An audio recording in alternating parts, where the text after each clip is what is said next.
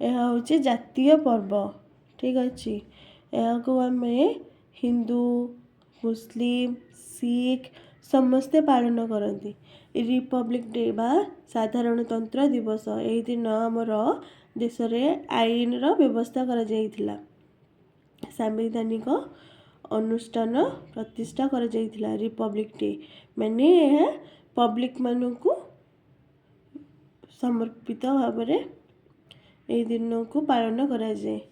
ଏଇଟା ହେଉଛି independence day. ଏହି ଦିନ କ'ଣ ହେଇଥିଲା ନା ଆମ ଦେଶ ସ୍ୱାଧୀନ ହେଇଥିଲା। ପୂର୍ବରୁ କ'ଣ ହେଇଥିଲା ନା ଇଂରେଜମାନେ ଆସିକି ଆମ ଦେଶରେ ବହୁତ ସାରା ଲୁଟପାଟ କରୁଥିଲେ।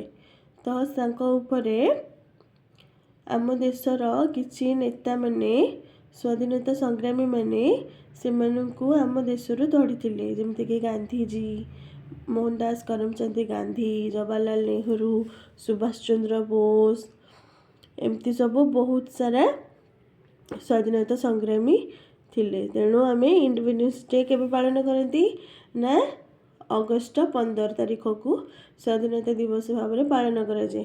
ରିପବ୍ଲିକ୍ ଡେ କେବେ ପାଳନ କରାଯାଏ? ଜାନୁଆରୀ 26। ଠିକ୍ ଅଛି। ତାପରେ ଗାନ୍ଧୀ ଜୟନ୍ତୀ।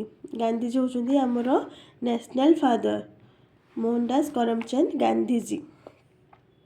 ସିଏ ଆମର ଯେତେବେଳେ ଦେଶ ସ୍ୱାଧୀନ ହେବାକୁ ଥିଲା, ସେ ସବୁ ଆନ୍ଦୋଳନର ନେତୃତ୍ୱ ନେଇକି ଆମ ଦେଶକୁ ସ୍ୱାଧୀନ କରାଇଥିଲେ।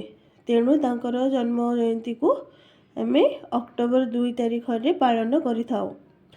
ସେହିଦିନ ତାଙ୍କ ଫଟୋରେ ଆମେ ମାଲ୍ୟାର୍ପଣ କରି ଧୂପ ଦୀପ ଦେଇ ତାଙ୍କୁ ପୂଜା କରିଥାଉ। ତାଙ୍କର ଆଚ୍ଛା, ସେ ମରିଥିଲେ କେବେ ନା ଜାନୁଆରୀ 30 ତାରିଖରେ ମୃତ୍ୟୁବରଣ କରିଥିଲେ। କାହା ଦ୍ୱାରା ନା ତାଙ୍କୁ ମାରି ଦିଆଯାଇଥିଲା। ଜଣେ କେହି ଦୁର୍ବୃତ୍ତ ଆସିକି ତାଙ୍କ ଉପରକୁ ବନ୍ଧୁକ ଚଳାଇଥିଲା।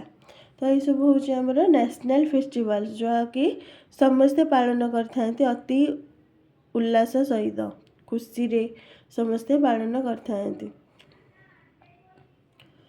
Independence day, republic day, Gandhi Jayanti, ଆଉ ଏହି ଦିନ ମଧ୍ୟ ସୁଭାଷ ଚନ୍ଦ୍ର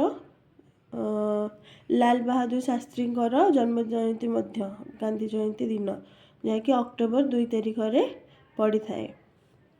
ରିପବ୍ଲିକ୍ ଡେରେ ଦିଲ୍ଲୀଠାରେ ବହୁତ ଜାକଜମକରେ ପାଳନ କରାଯାଇଥାଏ। ଇଣ୍ଡିପେଣ୍ଡେନ୍ସ ଡେ ଆଉ ରିପବ୍ଲିକ୍ ଡେ ବହୁତ ସବୁ ରାଜ୍ୟର ତାଙ୍କର ଲୋକନୃତ୍ୟ, ତାଙ୍କର ସଂସ୍କୃତି ପରମ୍ପରାକୁ ଆସିକି ସବୁ ଦେଖେଇଥାନ୍ତି।